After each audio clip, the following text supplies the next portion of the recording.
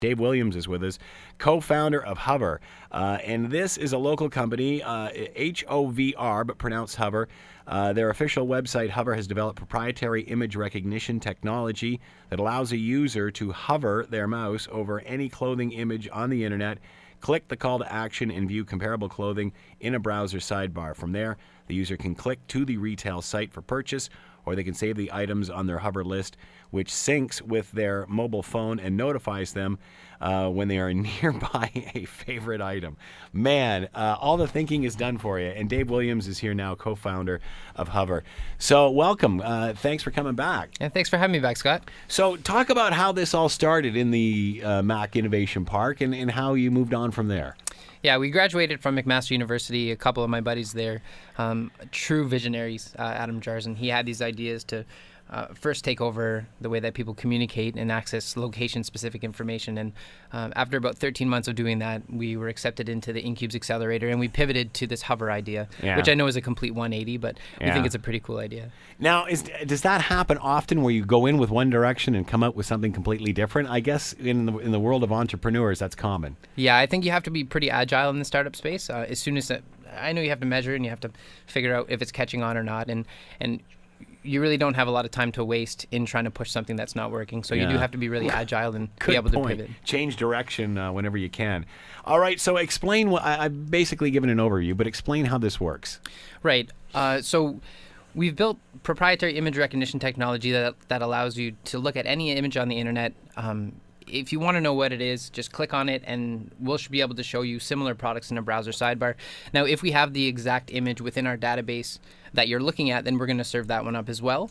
But there's also a little comparison shopping piece, and then we'll allow you to click out to the retailer directly. How long does it take to accumulate all this information to get to the point where you can provide a service?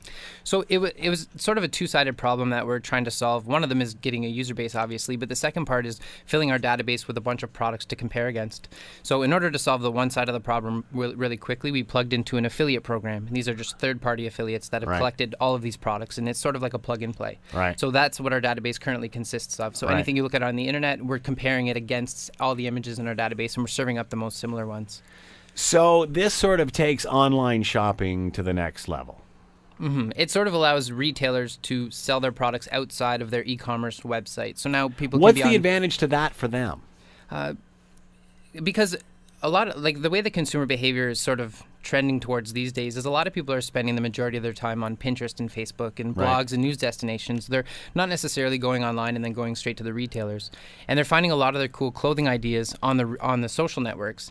But the problem is that these social networks, they're not attached to retail. Right. So now a user has to go to Google, type into words what he or she sees, look through catalogs until she finds the item. And so we just wanted to automate that process. Is this changing the way retailers design their websites? And I guess where I'm going with this is, if you go back to, not the beginning of the internet, but certainly the beginning when business started jumping on board and there were home pages and company pages for everything, it was sort of a static thing. You come, you look at it, that was it. Now, obviously, you're saying people are spending more time on sites that are fluid, such as Facebook or Twitter or such. So does that mean that retailers have to kind of adjust with their site to make it a little bit more destination-oriented as opposed to just a catalog?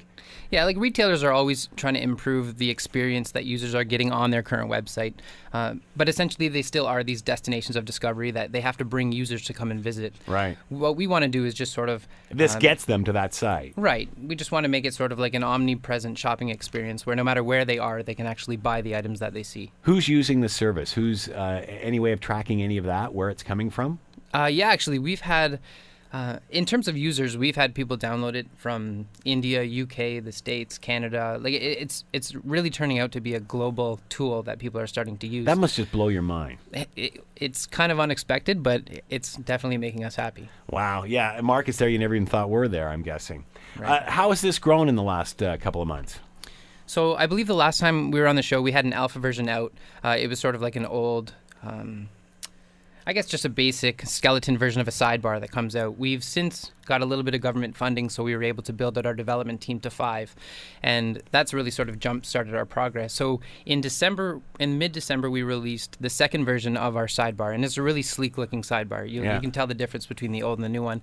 And we've in the last 3 months we've actually had 130% month-over-month growth in terms of our user base, and there's been about 9,000 searches carried out. And I guess the most important stat is that 30% of the users we're finding are coming back and they're becoming regular users. So they're using Hover on a weekly basis. Right. How do retailers must love this because you're generating traffic for the site? But did they see that vision initially? They have. They've always been in line with the vision, but I think they've been a little bit skeptical whether or not we can execute or not. So over the past 9 months, a lot of our focus has been on product development and getting a really good product to market. And now I think we're just getting there. So a lot of our focus is now shifting away from product and on to building relationships with retailers ourselves. So we no longer have to rely on affiliate products in the database. We can now organically receive retailers' products on our own. Do you think retailers will do this for their own site, or is that just too complex for them? We have been exploring a version of Hover where we would customize it for a retailer-specific website. Right. Say I like H&M. I know that the clothes fit me. I've bought from there before. I'm comfortable. So now I can install a Hover-specific H&M version. And now anywhere I am on the internet, and if I see something I like, I click it, and I'll be served up only H&M comparable products. Wow, unbelievable. Where do you see this going without giving out all your secrets?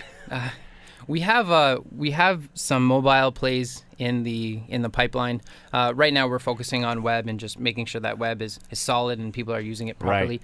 Right. But eventually it's going to go mobile and tablet. And I'm guessing that's an advantage too, because you want to catch people who are perhaps on the move, or perhaps although this is a shop at home kind of thing, there's still people out there going from store to store checking stuff online. Right, and that's what shopping is trending towards. So people are now looking on their mobile phones, on their tablets. They're actually walking in, seeing people with things that they like, and we'll be able to provide the functionality to just simply take a picture and find out where to buy what sweater you're wearing right now. Wow. Would you ever work for somebody else? I hope not. That's the plan. Ultimately. Why not? Because I feel that we have the team that's capable of building a sustainable business, and I think that we're really onto something great. And I think that we can turn this into a business that we can actually run and operate ourselves. When do you know whether it will be successful? Are you already convinced it is? We've definitely experienced some small successes to date. There's still a long way to go, but we've now been talking to retailers directly, and we're actually starting to sign some of them on board. One of them in particular is Repeat. So this is a service that they're actually in the startup space as well. They've been in operation under 2 years. They rent out dresses. So these $600 to $1,000 dresses that you see on the red carpet, they allow people to rent them out for anywhere from $75 and up for like a 4-day rental. Yeah. And so we've actually signed on with them, and now they're willing to provide us all of their dresses to house in our product database and serve them up. Can this technology be used for something other than retail? Yes, actually, our big vision is to work for all of retail online. The way that we're working right now is just apparel, and that's just a way of validating the idea to make sure that it's working properly. But yes, eventually we plan on expanding to different product verticals: furniture, electronics, even cooking and recipes. So any relevant information that you see, we want to serve you up in a picture. If you see a cake, you click on it, we'll show you the recipe. If you see electronics, you click on a TV, we'll show you the comparable specs from different TVs. What about people? Face recognition. Wouldn't that be nice? You see a picture of someone you like and you click on it to find something similar. Hey, that could change the whole online dating thing. Yeah. We don't have this person, but we have something close to it that you might like. Wow, good for you. So obviously, with this kind of growth, you must be pretty optimistic about this. Super optimistic. It seems like a lot of the retailers that we're currently reaching out to, they're really they're really on board. Not necessarily saying, listen, we want to pay you for your service right off the bat, but sort of saying, okay, well, we're going to keep an eye on you for the next 2 or 3 months. You show us that you can provide us value and you can drive qualified traffic to us, and then we'll reconsider and we'll negotiate something. What an interesting position to be in. Nobody knows what the heck it is you're actually doing or can grasp it. So it's so far ahead of them, they're not even paying for it first, in a sense. They're learning how it adapts to their business and then jumping on board. That is truly cutting edge. Right, and we're sort of standing behind that. We feel pretty confident that we are going to be able to drive qualified leads. And by qualified leads, I mean that the people that we're actually driving to your website, we feel like we're making a bet that we're going to be able to convert those people to revenue faster than the traffic that you're currently getting. Right. And so, yeah, we're willing to stand behind that. We're giving people a 2 to 3 month trial version, and just to show them that the value that we're driving. And then obviously convince them that they can't live without it. That's the plan, yeah. How many involved in this company? We started off as a company of 4, and now since we've had some government funding on board and we're close to closing a round, we've grown our team to about 9. So we have 5 on the development side, 3 on the business side, and then we've just hired on a brand marketing manager. So we've actually rebranded it. So now the Hover, or HOVR.me, as we said before, is now HOVR.IT. Okay. So the website also is www.hover.it. So it's interesting. It's easy to see why you would be involved in this. It's your idea. You can see where this is going. You're at the genesis of this. But how do you convince other people that, hey, I got something here? How do you convince them not to do what you're doing and instead join your team? I think that a lot of people have these really cool ideas that they want to start, but the problem is the starting point is it's so ambiguous. You don't really know where to jump off of, and we're a little bit further along, and we've sort of we've outlined a direction where we're headed, and we're still early. So for those sort of entrepreneurs at heart, they can jump on board of something that still is at its early stages, but does have sort of a defined direction. Right, that same buzz, but not perhaps the risk. If people want to find you, where do we go? www.hover.it. And you can simply just put in your email address, and then it's a one-click download. And we're not going to spam you or anything. It's sort of just the email's there to sort of get your feedback and figure out what you guys like or don't like, and build it for you guys. And Hover is spelled HOVR. Dave Williams has been with us. Dave Williams, co-founder of Hover. Congratulations. Great job. Good for you. Great to see something come from its infancy like that and continue to be successful. Congratulations. Thanks a lot, Scott.